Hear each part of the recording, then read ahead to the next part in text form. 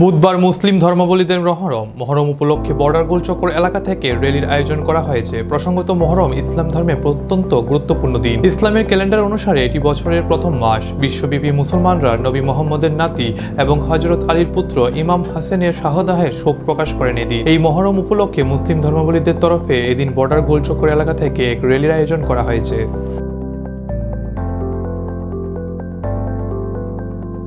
আসসালামাইকুম রহমতুল্লাহ আর বারাকাতুহু। মুসলিম ভাইদের জানাই সালাম, হিন্দু ভাইদের জানাই নমস্কার।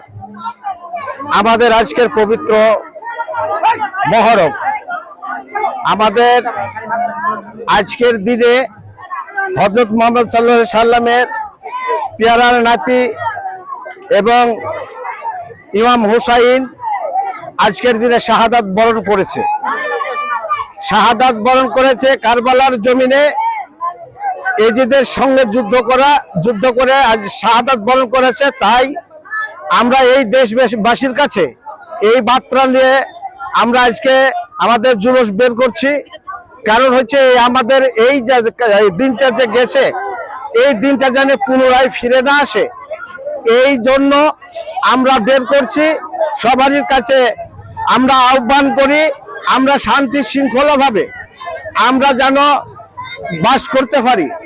আমাদের একজনের সাথে একজন মহব্বতের সঙ্গে যেন আমরা চলাফেরা করতে পারি। আল্লাহর কাছে আজকে কি দোয়া করছেন?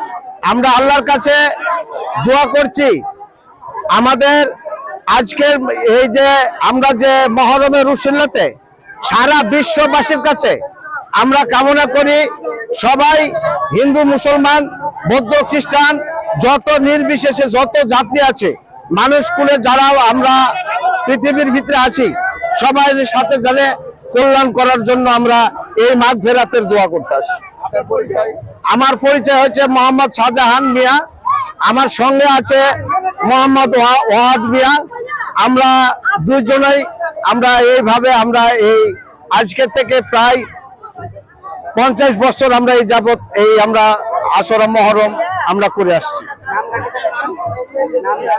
নাম হচ্ছে, আমার নাম হচ্ছে মোহাম্মদ শাহজাহান মিয়া, ওনার নাম হচ্ছে মোহাম্মদ ওয়াহাদ মিয়া।